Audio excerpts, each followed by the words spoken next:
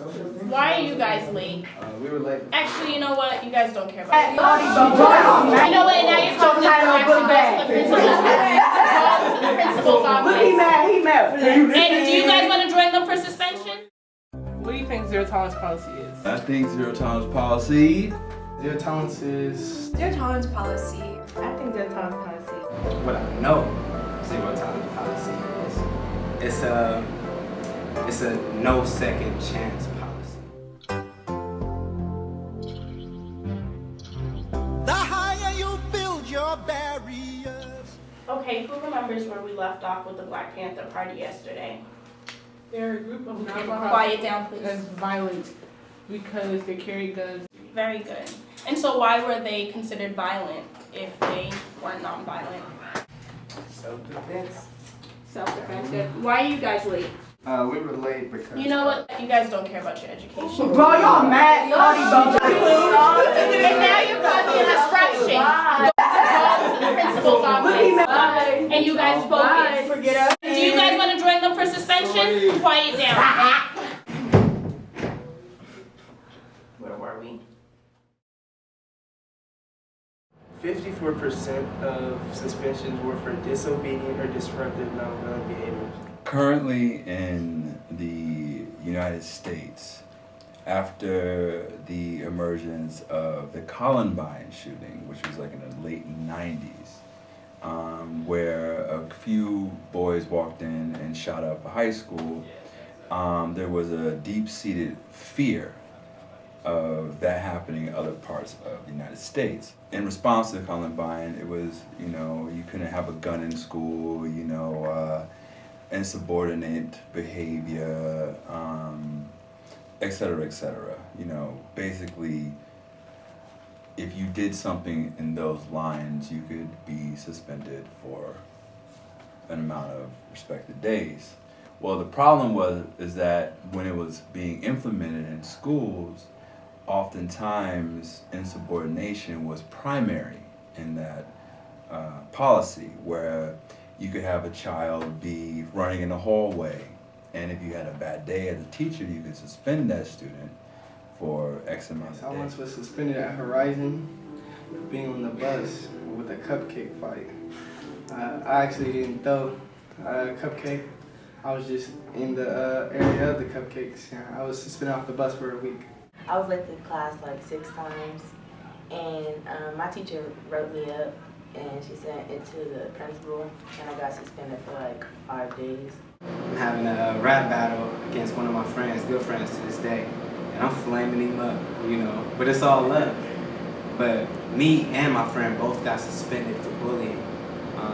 We got suspended each for a week for bullying in a rap battle at lunchtime. And I missed a whole week of school. My grades dropped drastically because I wasn't even able to make up the work that I wasn't there that I missed. Me and my friend has been affected. My friend got suspended for a whole entire week because she actually forgot her science project, but she brought it the next day and she's still suspended. I was suspended from school for a week, I think for the last week of school, because my friend, she got to a fight. I tried to break it up, but the girl started hitting me, so it seemed like I was fighting the girl, but they didn't take my sword.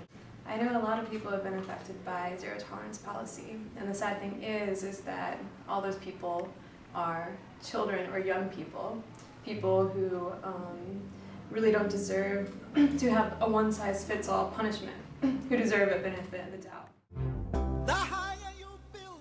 Scholars at the University District Freedom School spent much of the summer learning about the evolution of zero-tolerance policies into even the most minor of infractions, how this limits the discipline options of teachers and administrators, and the many negative impacts these policies have on the lives and ability to learn of students in Columbus and across the country.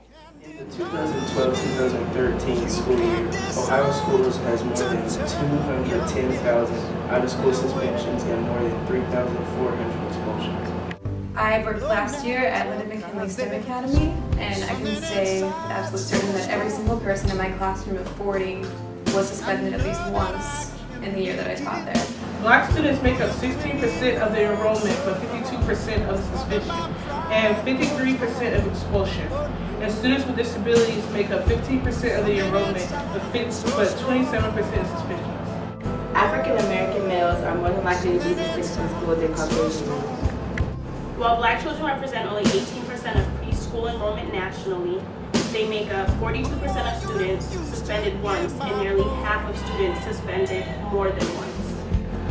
Zero tolerance policies puts people in the school to prison pipeline. So as years went on with the policy, we started finding data was showing that the majority of people who were being suspended for insubordination or other type of minor infractions were people of color, Black people in particular, and LGBTQ youth in school. So that is how the policy has been implemented. And no longer was it focused on the real reason was, safety and. After realizing the consequences of the ongoing use of zero tolerance policies on themselves, their friends, and countless other students, Freedom School scholars could not merely stand by. They began planning an action to ensure that state legislators and members of the Department of Education took this issue and their perspective on it seriously. Scholars put together a list of demands of what they wanted to see changed in the policy, and then they marched on the State House and the Department of Education to see what changes could be made.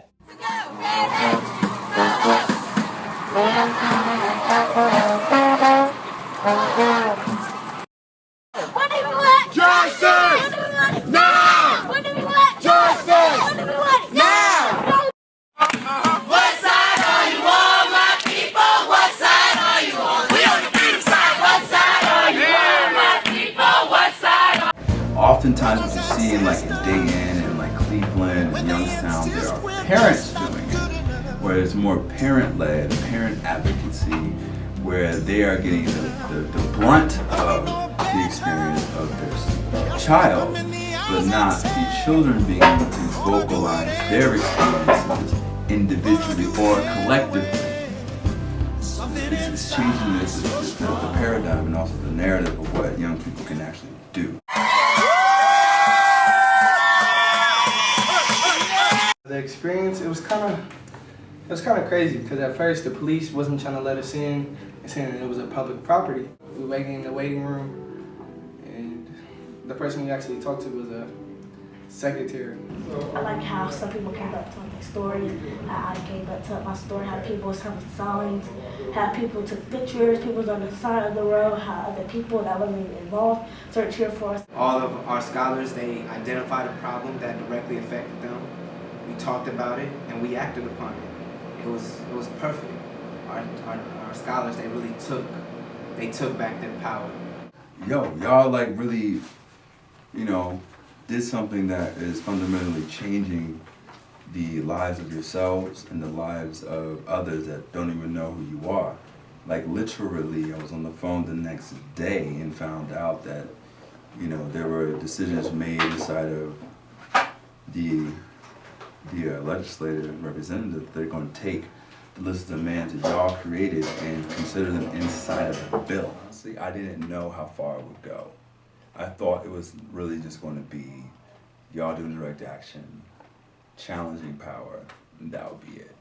You know what I mean? I didn't know that I wasn't under the impression that we would be listened to and taken serious. I really like the idea of restorative justice policies that would enable students to actually talk through their problems instead of actually pushing them out of school and leaving the issue unresolved, only to come up again later and to have that student suspended for more time, pushed out of school for more time, and not actually address the issue but skirt around it. I don't think that does any good. She could have put me in the hallway and talked to me about it. She could have at least could have had a phone conversation with me and my mom, just something instead of just suspending.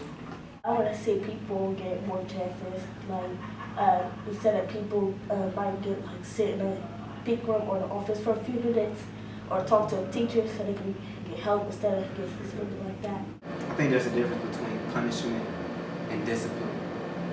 I think we need to get away from punishment. Kids don't learn anything from punishment.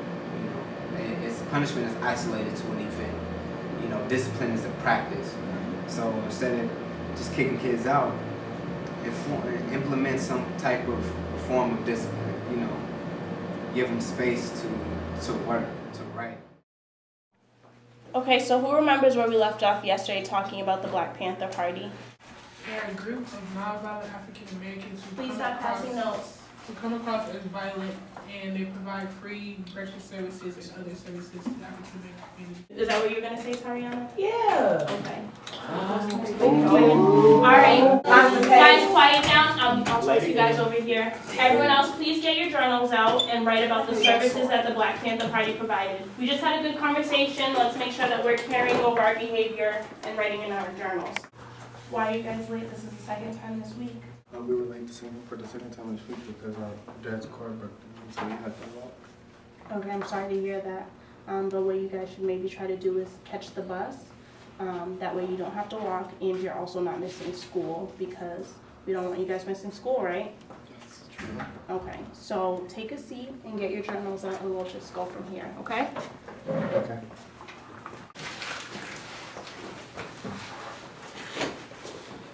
All right, so who wants to share what they wrote in their journal? I would say by the time next go round of 2016 school year, it should be some real changes inside of it, in Columbus and in the city. Feeling powerful. You all having a voice. You all see yourself as power agents or agents in history, and also even fact actors in history, in your own history. See what I'm saying? So that's kind of how I felt about it. But I was excited. I was pumped. It was transformational. It made me very, very happy. I get high off the people, for real. I get high off seeing y'all happy and seeing y'all feel like you did something. And I just love the looks you guys get. Yeah. We are here! Woo! We know who we are! Yes! Yes! We get freedom! Yes!